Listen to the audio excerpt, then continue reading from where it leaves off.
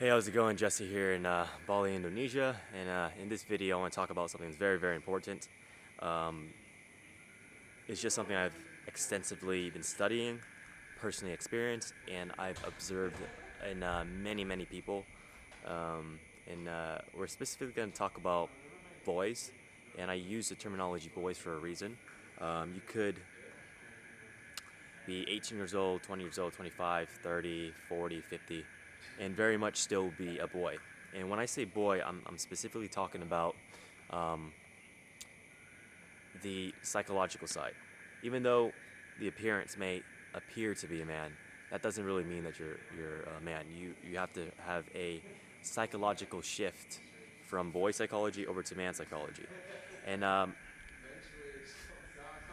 say there needs to be a shift because there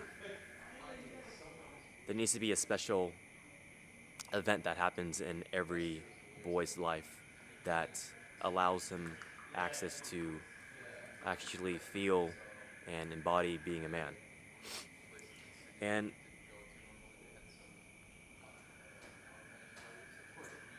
if I could say one thing that's wrong with today's society, um, it would be that there's a massive masculine crisis. And when I say masculine crisis, the word masculinity and masculine has a very bad connotation and definition of it, because there's a lot of boys living amongst us. And when I'm thinking of boys, I'm really thinking of like frat boys, for example. There's different like archetypes of it, but it comes from many various reasons.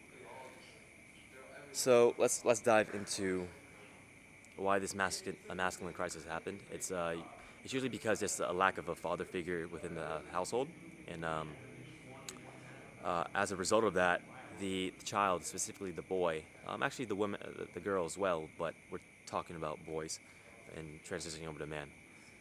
And speaking from personal experience, so I can't speak for women. So with the father figure being gone from the house, the boy lacks a masculine figure within the house. Like, sure, the father may still be there. Unfortunately, some people actually don't have a father figure at all. They just left.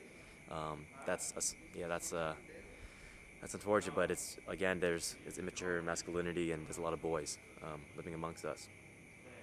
So with the lack of a father figure, the boy doesn't see his father all the time. Growing up, the boy just sees that the father just leaves him.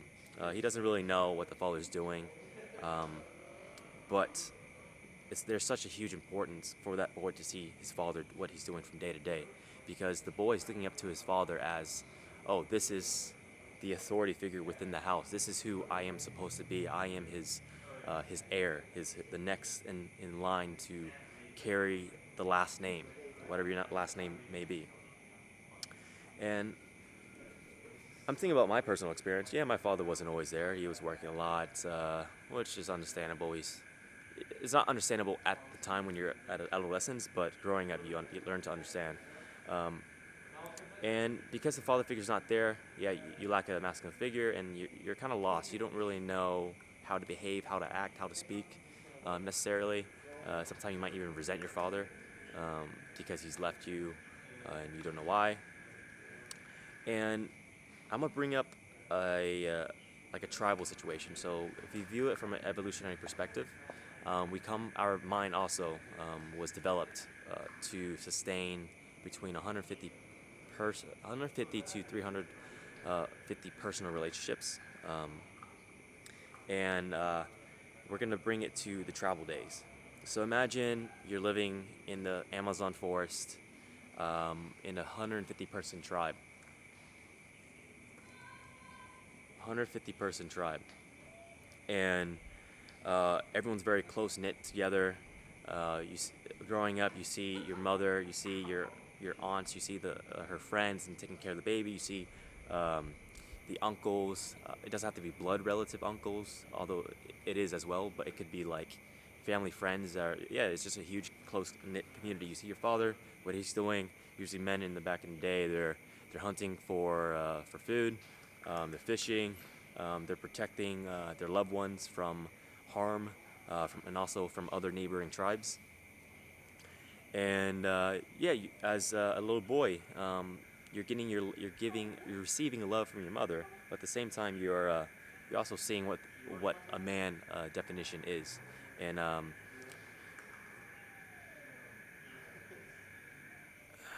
there's a moment where boys um, need to go through a rite of passage, and a rite of passage is an initiation, an initiation into manhood. So in the tribal days, and also I can use another example like 300, the movie. So once the tribe, specifically the men, see that the boy is this shows signs that he's ready to be initiated by men.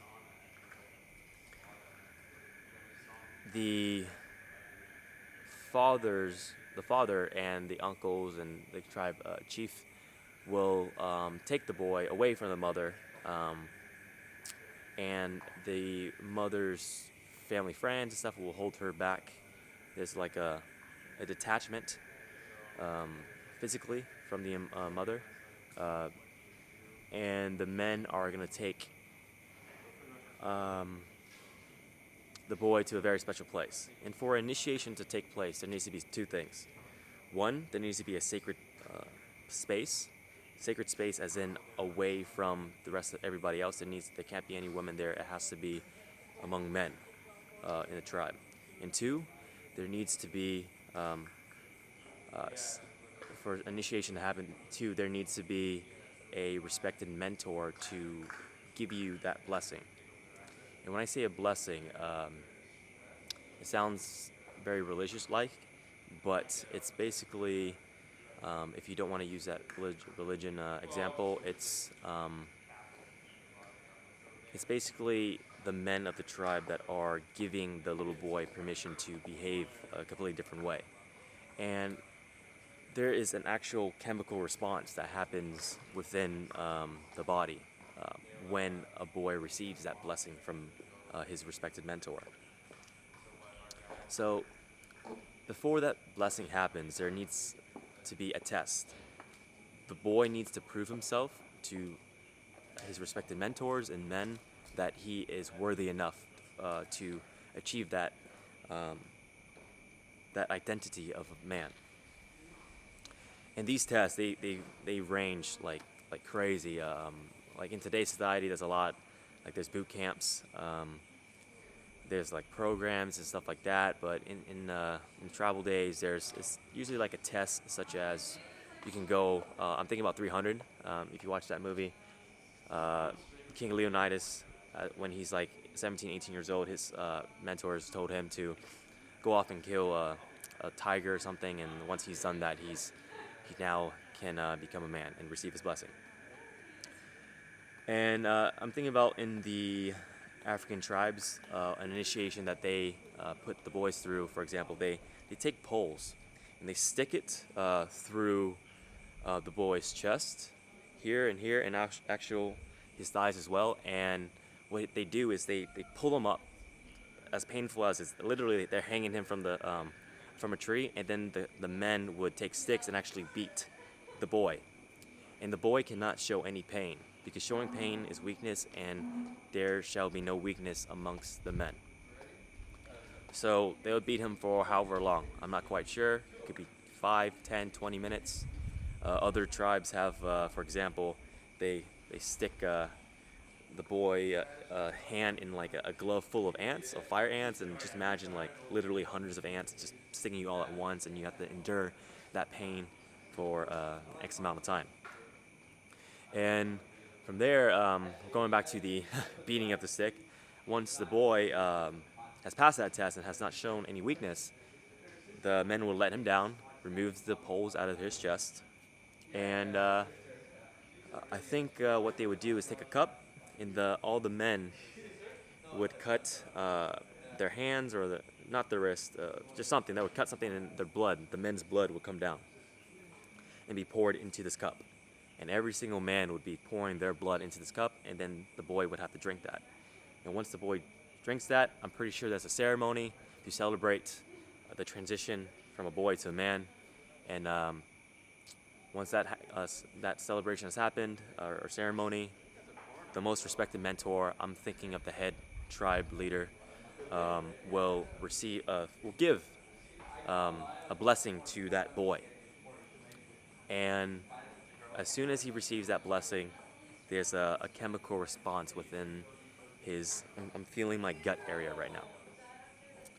And then there's gonna be a psychological shift, and from then on, it's gonna be the shift is a boy psychology over to man psychology, and from then on, he's gonna live amongst his tribe as a man. He has went through a very, very difficult test that not everyone can endure, cannot go through. Women aren't going through that, so he behaves very differently compared to a boy. If you think about a boy, um, when I say boy, let's think about a 7-year-old. They're not that okay. I'm thinking about, let's just say, someone that isn't that confident, has no direction, no purpose, speaks very low, bad body language. I'm thinking about personal experience now. Just like you shy away from everything, you don't make eye contact with people, you look down a lot. You do all these self-sabotaging self-esteem type of things to your psyche. And when you go forward, once you come back to the tribe, you've gone through that test physically, emotionally, and now you just know there's no second thought really that you are one with the men. And then from there, there's like changes that happen months down the road as well. I'm speaking from a personal experience because I've went through various types of male initiations, and I cannot really describe it in a very quick video. You really have to experience it to understand what happens to you psychologically. And there's actually a lot of things that happen. The male initiations I went through, before going into it, I questioned a lot of things. I didn't have that much solid beliefs in ideas and concepts and in myself as well. But after going through those initiations and months have gone by, I start to see what those that respected mentor and mentors have installed in me. Going through initiations, I feel they are throwing seeds at you. And when I say seeds, imagine like a seed being planted into your psyche, these ideas, these thoughts. And then while you live your life, while you take action on what they say, and then just viewing your past experiences and behaving a different way, you start collecting more experiences and creating those experiences into beliefs. And those experiences are basically the soil, the sun, and the water that are being poured onto, or that are nourishing the seed to grow into a plant or into a tree or whatever it may be. Depends on the seed. It's just really a thing that a lot of boys need to go through, which is a male initiation to really feel like a man and really be more confident and like just have their shit together, really. And it's just indescribable what happens when you go through something like this. And I look at myself now, comparing it to before I took the camp, the initiation. I'm very, very different, extremely different. Anybody who's met me before my initiations I've went through like 3 of them. And it really changes you as a person. You really mature as an individual, and it's just something that I feel it's a lost art in today's society. It needs to happen more and more, but in today's society, how it's set up, there's really no initiations happening at all, and it's absolutely fucking vital to have that happen. There's like very immature type of initiations, and when I say that, I'm thinking about fucking frat boys back in college. I attempted to go to college for a semester, but I ended up dropping out. And you can watch it in American TV movies and TV shows as well. Like these frat boys, they get pledges. So if you're not familiar with that, it's just basically new recruits that are gonna join their fucking little house or whatever, And I really don't like guys and just people in that type of behavior at all. I have no respect for them. It depends on the individual how they carry themselves at first, but the example I'm pulling up now is just like type of the American Pie type of person, like just full on partying and just like doesn't give a shit about anything else, just a fucking dickhead. And it's I'm thinking about their initiations for these new members, these freshmen to enter their frat. It's stupid. Just it's called like hazing. The terminology is like they just self humiliation. They humiliate these people doing like stupid various things, such as, I don't know, fucking they would wake all the potential members up at I don't know, like 3 a.m., drag them out, act like it's like a kidnapping, tell them to take off their clothes, jump in the mud, throw feathers at them, and shit like that. Like, it varies, man. There's so many little things, but oftentimes, if I can summarize it up, it's very, very humiliating little things. And when that's going on, the frat boy hazing type of shit just so you can enter the fraternity, it's boys initiating boys. And back then, I've never liked it. I was very much of a boy still, but something deep down inside of me, I always thought, like, who the fuck are you to tell me what to do? Like, I actually don't respect you.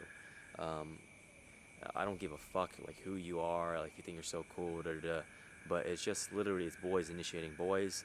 And yeah, that's the closest thing I view that that's the closest thing to initiations in this day and age.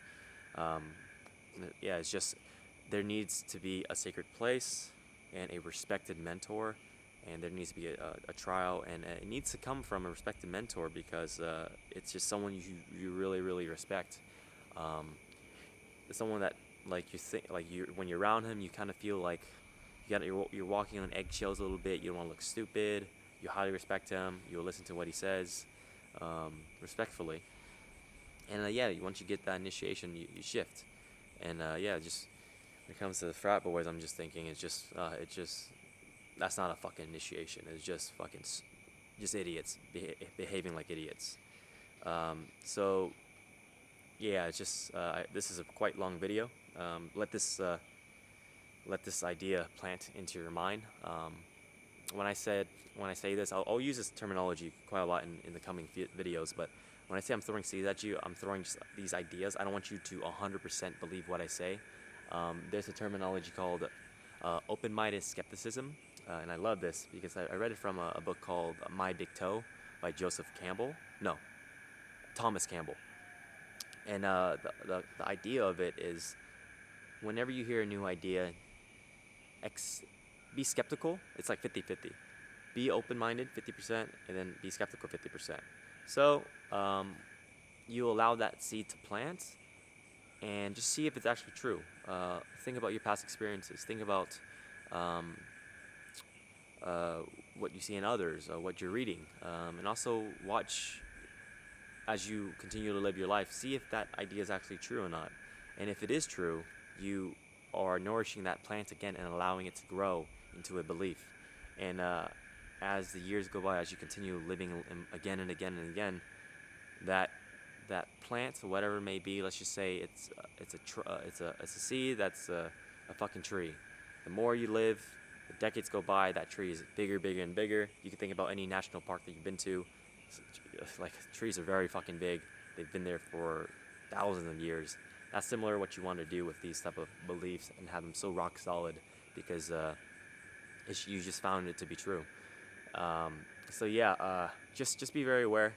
If you feel, boys, if you feel that you're kind of missing something in your life, you feel like you're not really a man, you're not really that version you want to be, I definitely highly suggest you go through an initiation, seek out mentors, or if you have existing mentors, see if they're offering programs for you to go through to be tested, to enter a initiation, go through a rite of passage, be in a sacred place, go through that testing, that massive test that not many people have done, and then receive that blessing from that respected mentor, and then it's literally magic's gonna happen. You're gonna change. Your psychology literally is gonna shift, and and your physiology is going to shift as well. I'm not saying like you're going to grow like a third fucking arm or something. It's just that chemical response within your gut that happens. Okay, so hope that you enjoy this video. I rambled along enough, and yeah, I'll see you next time.